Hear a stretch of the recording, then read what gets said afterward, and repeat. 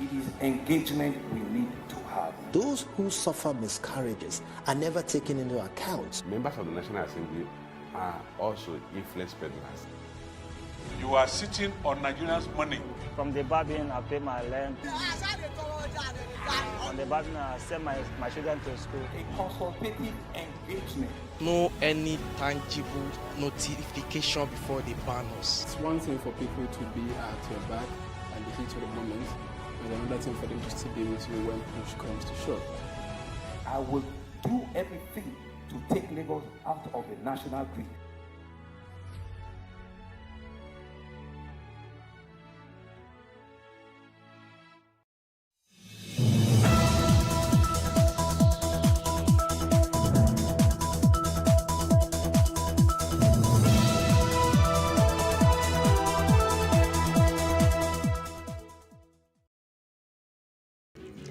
Security personnel take over the APC secretariat as jostling for offices intensifies.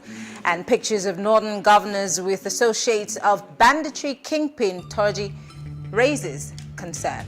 Well, this is Plus Politics. I am Mary Anna Cone.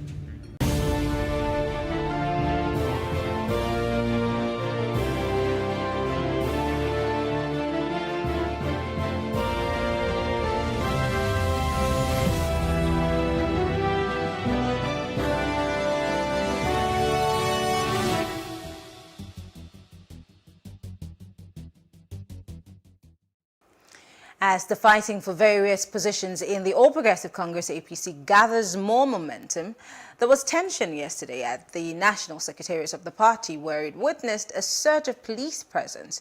Party sources stated that this was to forestall any breakdown of law and order following continued interplay of forces that led to the scheduling of the convention for February the 26th. Meanwhile, the APC has denied zoning party officers who while releasing the timetable for scheduled activities. This would be for the National Convention slated for February the 26th. Now, this happened on a day supporters of the presidential aspirant of Vice President Yemi Osibajo urged the President, Muhammadu Buhari, not to allow looters hijack delegates to the APC National Convention. Well, joining us to break this down is Ladipo Johnson. He is legal practitioner, and of course, Biodun Shomi, who's a political analyst. Thank you so much, Mr. Johnson, for joining us. Good evening. So, there's a lot that's leading up to the convention. We have heard stories of how governors forestalled the hijacking of the convention in itself. We've also seen where certain governors have said that, look, we're not going to allow this election also be hijacked by certain powers that be. But let's look at the situation. It seems like a confusion, but then there are politicians who tell you that these are the things that happen just before a national convention. Yes, there's always some methodology to madness or what have you. It's the season. It's the beginning of the season. And I think things will only intensify before February The 26th. 26th. The party probably had, there are many arms to the party, and there are many different groups, many interest groups, and a lot of them, or some of them are aggrieved. And hence, you know, you've had, for months, you've had people calling for the convention, people saying no. In fact, recently, we heard that they might even postpone it till July. Mm-hmm. So I think that's why you saw the police presence, because they know that people might try to take laws into their own hands and express their frustrations and what have you. It's natural in the African context, especially where you have some stronger individuals trying to clinch the ticket of the party for the presidential elections, because the zoning or lack thereof or the positions of the executive will determine a lot of things when it comes to the primaries. We're talking about zoning. Recently, it made news that certain party offices had been zoned to different parts of the country. I just want to quote the spokesperson of the party, John Akpanodoidege. He did outrightly say there was no such thing. Yes. And then he, of course, talked about a timetable that was scheduled for the activities of the convention. He said the activities will begin receiving the interim report of the Osun state. Osun is gearing up for elections, and we're seeing a division within the party. We've also seen same in Ogun. I mean, there's literally no state that is not agreed. Maybe the APC in Lagos is the only state that we have not necessarily. Even in Lagos. Well, I'm just saying. Remember that you had different congresses. We had parallel congresses. So, but the APC keeps saying that they have reconciled most of these grieving or factions. And then February 26th is around the corner. Who's to say that there's going to be an agreement of sorts if the warring factions have not necessarily come to a table of agreement? Yes, if they haven't, then the party will do its best to bring them to a round table before the convention. The party hierarchy will try to use the weight of Mr. President to whip certain people into line. But the president seems to be aloof in all of these things. The president has tactfully, that's why if you ask me, stayed out of this. The party will try to. They will try to, because they might not otherwise be able to get a consensus arrangement, because we've seen that it's as if there are so many interests fighting for the soul of the party. So the what I see or foresee is that it's either going to implode after February 26th, or they have to go the way of a consensus arrangement. And while some people will not be happy, you know, they'll try to make amends and waive what we call the carrot and stick approach. So Mr. President and the leadership of the party have a lot of work to do within the next 1 month to make sure that they have a convention that is not just fair to most of the groups, but that is seen to be fair. It needs to, because the country is watching and waiting to see what is happening. And if you want to rule, you have to show that you have internal democracy and what have you in your party. All right, well, we're being joined by Biodun Showumi, who's a political analyst. Mr. Showumi, thank you so much for joining us. Great. We'd like for you to chime in on this issue. We're looking at what's been happening leading up to the convention proper, which will be taking place February 26th. Of course, the preparations begin from 20th, where delegates will be registered, etc., etc. But Mr. Johnson here is saying that there are two ways to go about this. That there might, if there is no reconciliation, because we've heard over and over the Buni-led committee saying that they are having reconciliation within the factions across the country. We've also seen the re-registration exercise that happened on a large scale across the country.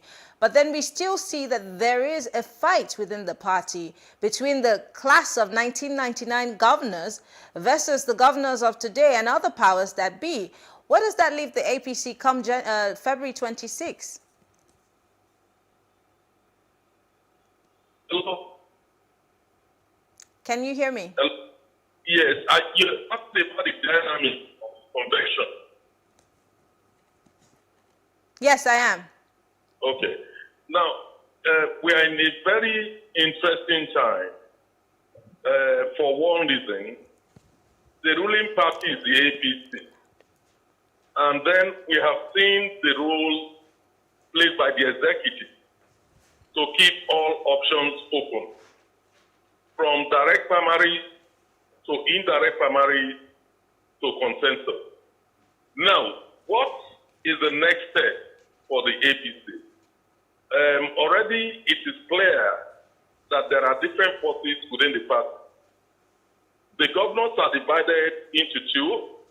You have those who are following the national leader, Asiwaju Tinubu, and you also have those who are kicking against him. That is not unexpected, and it's not unusual. The interesting part, which many people be watching for, is that if should APC go the line of consensus candidate, that will lead to huge acrimony within the party. Particularly when it will only be done through affirmation. You know, the leaders agreeing on one person and then, you know, affirming through the delegate system. The problem in all this is that the national leader of the party itself is actually a candidate or is hoping to be a candidate in that election. So which leadership will meet, of which faction? Is it of the AFPP or the ACM faction that will meet and affirm, give affirmation to a consensus candidate? So this is the problem. Whichever they go, when it comes to consensus, it will always be contentious and there will be more problems. The preference will have been direct primary, which again, a substantial arm of the party is against, particularly. Are you still there? Mr. Chowmi, are you still there? I think we lost that connection briefly. But let me come back to you. Can the APC at this point afford an elective convention of sorts? I mean, because, I mean, there's so many pointers. Now the National Assembly seems to be wanting to expunge the idea of a consensus, which might never, going forward, might not be, you know, an option in the party. So it's either you're going the indirect way or the direct way. But again, let's come back to the intricacies of what will happen. What do you suspect would happen, aside from the consensus, which has almost always been the way of the APC, where they all agree that this is the candidate of the day and, you know, that person takes the day. But then the APC of 2015 is not the APC in 2022. The blueprint for 2015 was to kick Jonathan out of office and bring change. But that has changed. So what would be the consensus or the bringing together or the glue that would bring all of these warring factions together to move forward the APC if they intend to win the elections come 2023? Well, your guess is as good as mine. It's a difficult one. As we said, as Mr. Showmi said, the contending forces at play, and this goes way beyond the APC. It goes to the issue of North and South and what have you. I do not know how they are going to, you see, they have a problem. If it goes a particular way, then it is very easy for others to go the other way. So you're suggesting that the opposition and other parties are watching to see what the APC would do? Oh, yes, they are. But I spoke to the secretary of the Northern Elders Forum, and he did say succinctly that the North does not care where the... And officially, and it's the truth, it's never been done officially. It's not in the Constitution. You understand? It's always an understanding. And, well, you get people from the APC saying that was a PDP arrangement, or the people from the PDP saying that was an APC arrangement. Let's look at the candidate. But you know something about Nigeria, in a funny way, water will always find its level. How do you mean? How exactly do you mean? Water will find its level. You will see that even now, you're seeing aspirants going to so-called leaders or particular leaders who are not even affiliated officially to their political parties. To their party. Right? Because we are still going to get, I don't want to call it an earthquake, But mark my words, in the next 2 months or so, a lot of things are going to happen that will change politically, that will change the outlook of the average man towards 2023. So bottom line, I mean, it might not be what you're saying. Whatever happens on February 26th will determine who moves from party A to party B. There's going to be a lot of dancing. There are people in the PDP now who are unhappy, but are waiting to see what will happen from the APC congresses, convention, to see whether they should gravitate towards the APC or whether something else, some other vehicle will be available. So the bottom line is that and that is why the Buni-led team was or seemed to want to delay the convention. I see. Because the later it comes, the more difficult it is for people to move left or right after the result of the convention. And those who feel they might be cheated at the convention are saying, let's have it now, let's have it now, so that their options can be open. This seems to be a case of a hot potato. I'm talking about the APC. Mr. Showmi, thank you for joining us again. Apologies for the cutoff. Now, looking at the issue of zoning and who gets what, there are certain people, in fact, especially southern leaders, are insisting that no governor, no sitting governor, be given a position in the leadership. In other words, they're saying we do not want a Buni situation over again. What's your take on that? Well, it's most unlikely that APC will try and put a sitting governor in as the chairman of the party. The reasons are very clear. We already know of the controversy that surrounded Buni, and the fact that he got away with it, even the fact that the post, the caretaker committee post, is not a permanent elective, office. So therefore, the judgment is very clear. They are not likely going to go down that route. What the APC seems to be trying to settle is to default certain positions. The chairmanship of the party, they are indirectly defaulting it to the North, and also the presidential candidate. Once the chairmanship goes to the North, it is more likely than not that the presidential candidate will come from the South.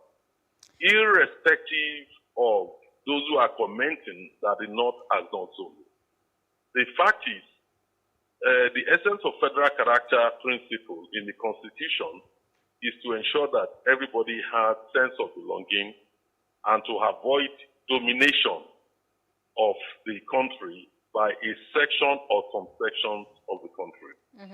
So therefore, when people argue that is not in the Constitution, they need to read not only the letters of the Constitution, and also read the spirit of the Constitution. Okay. So that is the fact on this matter.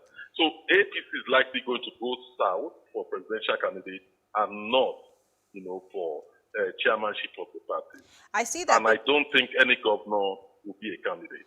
I mean, I see that because, at least so far, 11 persons have indicated interest. I'd just like to quickly call out their names. They formally declared interest in the party's apex seat.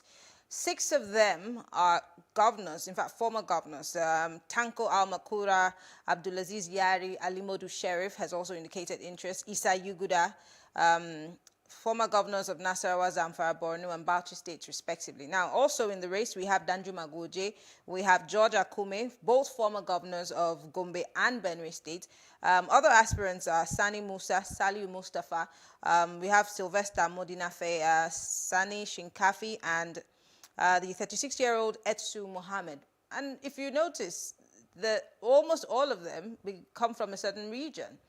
And it almost seems very deliberate that these are the only people who seem to have indicated interest in that seat. So it means that we can almost preempt, or can we almost preempt, where the presidential ticket will be zoned to? Yeah, what you see with all those, the candidate forms, former governors from the north coming out is basically part of the politicking within the APC. The fact of the matter is, even in the south, there are people who are jostling, for vice presidency and who would rather have a northern governor continue. But the position of the 17 southern governors are very clear that this post needs to come to the south, even though the north felt that that should have been done through consultation and negotiation rather than making a demand. What is most likely going to happen at the end of the day is you would end up having many of them stepping down under the guise that they were stepping down for a consensus candidate.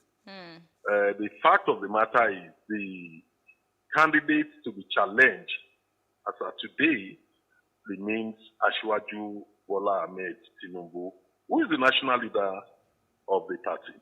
But you are likely going to continue to have this politicking going on. People modeling, politicians modeling, the whole issue up. And at the end of the day, they will end up saying, well, there will be crisis if we go for direct primaries or indirect primaries. So we want to go for a consensus candidate. So this is part of the game that is going on currently. It depends on the other faction within the party. It depends on their response and their strategy that would dictate whether those who are jostling to ensure a consensus candidate succeed or not. And the position of the president in this matter is very important. I'm sure APC will not want a situation where the country is further polarized and the party polarized to the point of being crippled. I don't think that is what they want. I think they'll be mindful of the consequences of every step being taken. In everything that we've said tonight, the name Bola Tinubu keeps coming up, and he seems to be the strong man within the party. And of course, it makes me really wonder, what about the other people who've indicated interest, and how much of a chance would those people stand? Don't forget, there are people who are jostling for the vice president, who's also from the same region, with the party's national leader. What are the chances? I mean, we're not preempting anything, but we're looking at the body language. The likes of Odjus Okalu has said that he's not desperate to. He somewhat changed his song and dance. At first, he sounded more convinced that he would want to be the presidential candidate, but now he's saying he's not as desperate to lead the country, but he just is interested in the ticket. Is that for me? Yes. Oh, okay. Yeah, you have different interests. Known faces and unknown faces coming up. You are likely going to have more candidates coming out from the south. Well, they are quite clear for obvious reasons. Some want to negotiate their own future in terms of what do they get at the end of the day. And the only way to make yourself, throw yourself out positively, is to come out and challenge with a view to negotiate a position for yourself in the future. Also in the Southwest, there are also many candidates, including governors who are about to leave office, who are thinking about future beyond 2023. So they are also part of the people within the race. The likes of Al-Makura and some other governors, Uni and all of them from the north, are reaching out to Southern candidates with a view to have a viable vice presidency. But when you look at the whole reading, it's quite unlikely that APC will not go for a Southern presidential candidate. If they opt for a Northern candidate and the PDP opt for a Northern candidate, what does that bode for the country? We're already in a serious crisis in the country. People are challenging, the nationhood, and we will only be playing into the hands of those who are hell-bent on self-determination. Okay. Well, on that note, I've just been told that we're almost out of time. I wanted for you to quickly just give us your final thoughts. It looks like we'll have to just wait and see. Yeah, we have to wait and see. Let's do them. The key to it now is not those who have indicated that they want to contest. There are some who are there, even from the South, who will rely heavily on the majority of the party that is from the North, or that are from the North. Do you understand what I'm saying? So they haven't played their hand yet. They haven't showed whatever. And I think that is one of the reasons why Asiwaju, as a tactician, probably felt, look, let me throw my hat in the ring. Let's see what will happen. Let's throw everything up there. Well, let's see who holds the joker card at the end of the day. Well, Biodo Showome is a political analyst. Ladipo Johnson is a lawyer. We'll still have Ladipo in the studio after this break. Thank you so much, Mr. Showome, for speaking with us. Pleasure. All right. Well, thank you all for staying with us. We'll take a short break now. When we return, we discuss the illegal oil mining activities plaguing Rivers State. We'll take a break and come back.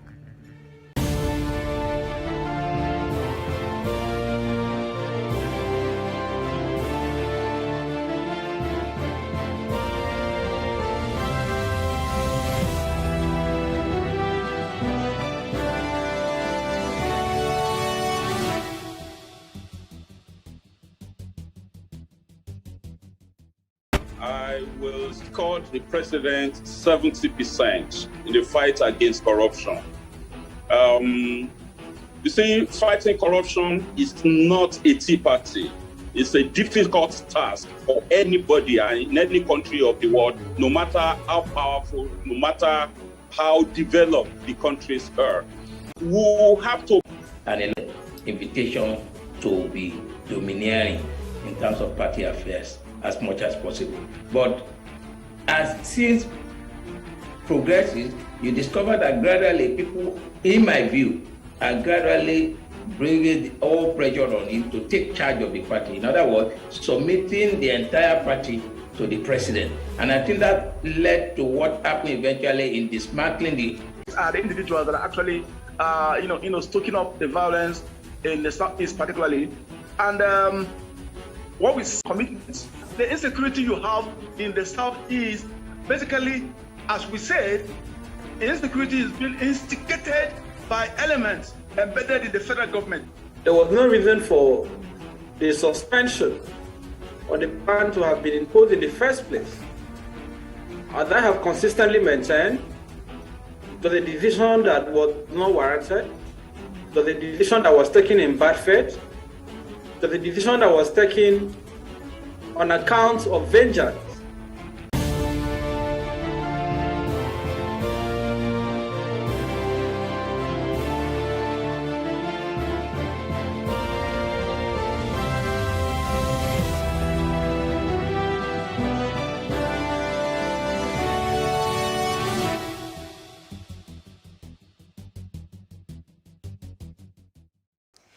It's still Plus Politics. Now, commentators are demanding an investigation of the relationship between some governors and a notorious banditry West states under attack by bandits, in which hundreds of people have been killed and thousands displaced.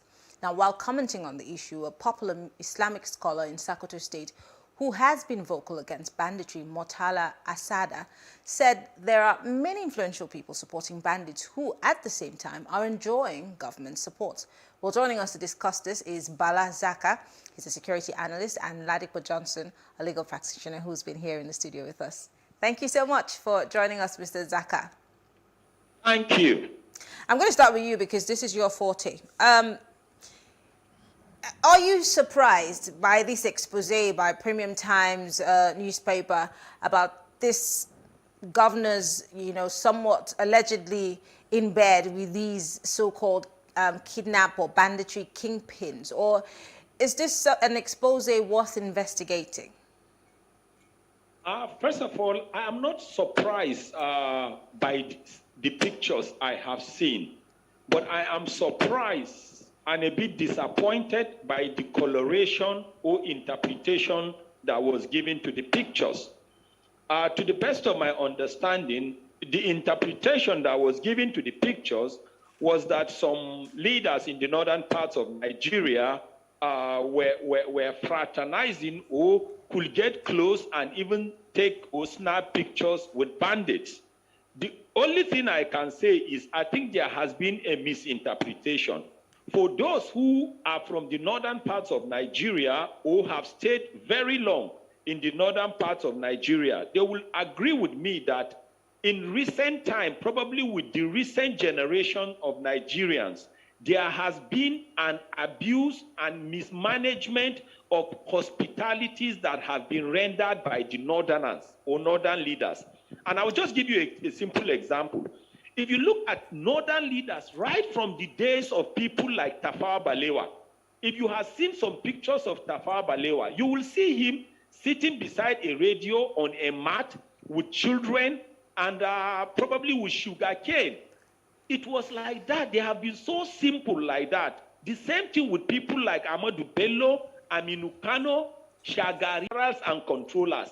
But unfortunately, the recent crop of Nigerians have abused those privileges and have now turned out to become rascals like these bandits that we are seeing. And if people don't know, they will think some of those leaders are harboring them. But in real sense, I'm sorry to let him take a photo with a bandit or let's say a terrorist, and then because he's a hospitable president, he will take these photos and then there should be nothing to it. People would not paint it terrible. So all this, most of this area, I was staying around Kalambena area. So I know this Talata Mafara area. I know this Dengeshuni area. I know the other areas.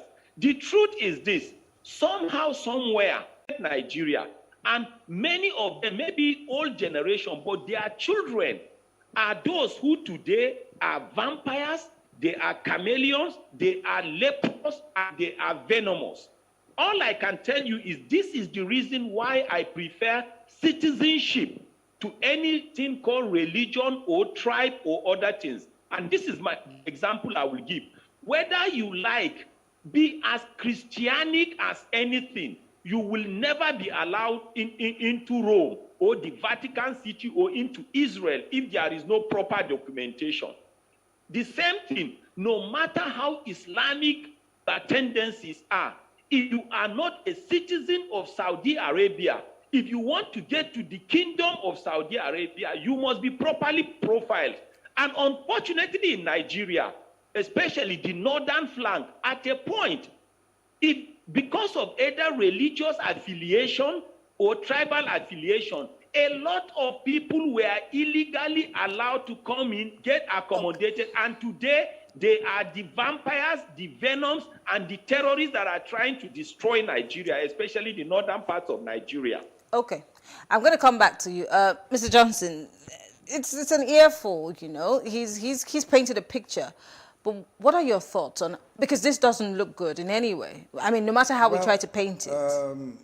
I understand what he said. Definitely. And I agree with the fact that people are, especially in the northern parts of the country, allowed to ingress and egress the country as they choose. The borders are porous. However, I believe that your question was regarding should these pictures be investigated? And I think so. Now, don't get me wrong, I'm not saying that, automatically it means that these governors were fraternizing with representatives of bandits or whatever. Well, I mean, in the case of one, I think Bello Turuji, there was a peace accord at some point. Exactly. In Zamfara government house. My take is that we must look at it from the point of view that governors, yes, they say they control the police, but they don't really. They definitely do not control the Nigerian army. And so when these states were being attacked, they're still being attacked. When they were being attacked, the governors, having called on the federal government several times, had to begin to try to negotiate. People that were kidnapped have been released because you've released his father, the governor is bound to sit down and say, oh, let's take a picture together or whatever. At that stage, he is helping the state government, in quotes. Now, unknown to some of these governors, it is possible, I have no security intelligence report, it is possible that it's a good business. Say, we'll do the kidnapping, you'll be on the inside talking to these people and settling these disputes. It can be that, it could be something else. But after a while, they've seen that naturally, when you're paying them, when you pay a terrorist, you pay whatever, he'll continue. Let me kidnap these 50 students, I'll come up with 200 million. Who will stop? No one. So I think that is where they're at, and that they have realized that the so-called negotiators are maybe in bed with the those out in the bushes. Well, I mean, a senior lecturer at the Usman Danfodio University in Sokoto, who's from Shinkafi in Zamfara, his name is Tijani Salihu, said the pictures show that Mr. Kamarawa is not a normal criminal. He said, and I quote, "We have raised our concerns regarding banditry in the Northwest." Let's not even go too far. The former president, Goodluck Jonathan, had at many opportunities said that there are people who aid and abet Boko Haram in his government. So did President Muhammadu Buhari. So it should be investigated, right? No, definitely it should be. And at each stage, and not have the interests of that country at heart. You might be governor and not have the interests of your state at heart. Or your own pecuniary interests may overshadow the interests of the citizens of your state. That is why you have the DSS. Spend their time chasing someone making a political statement. That's a problem of the thing in this, one of the problems. The army is overstretched because of what they are busy doing in the East. You understand? The DSS as well. These are the things, okay, they're negotiating and whatever. Without letting the governor know, you should be finding out these people that are so-called coming to say, oh, we a Greek gift. Finally, Mr. Zaka, because we're almost out of time, again, this is your expertise. But as a security person, and listening to what Mr. Johnson has said, going forward, what should be the case? Excellent. And in line with Mr. Johnson, you know, like he said, unknown to the governors. But moving forward, like you rightly said, citizenship should come before tribal relevance or even religious relevance. Because what we later discovered was maybe a generation from before now of people like Turji's parents. They were probably not even Nigerians. They were not citizens, but they were probably allowed to be here because of either some other affiliations. But today we've discovered that they are chameleons, they are monsters, and they have now become terrorists. And when you talk about terrorists, you are talking about the people that adopt the weapon of radicalism, propaganda, and indoctrination. And their intention is to render any government lawless, to render the leaders powerless and irrelevant, and then destroy that country. We've seen it now in Turji. As you can see, the governor of Sokoto State is regretting almost. Okay. Well, I want to say thank you very much. Bala Zaka is a security analyst and Ladipo Johnson is a legal practitioner. Thank you so much, gentlemen, for being part of the conversation. We appreciate it. Thank you. Thank you. All right. Well, thank you all for staying with us. Plus Politics returns tomorrow at 7 p.m. Don't forget, you can watch a replay of this program on YouTube. Our YouTube channels are Plus TV Africa and Plus TV Africa Lifestyle. I am Mary Anacon, thanking you for watching.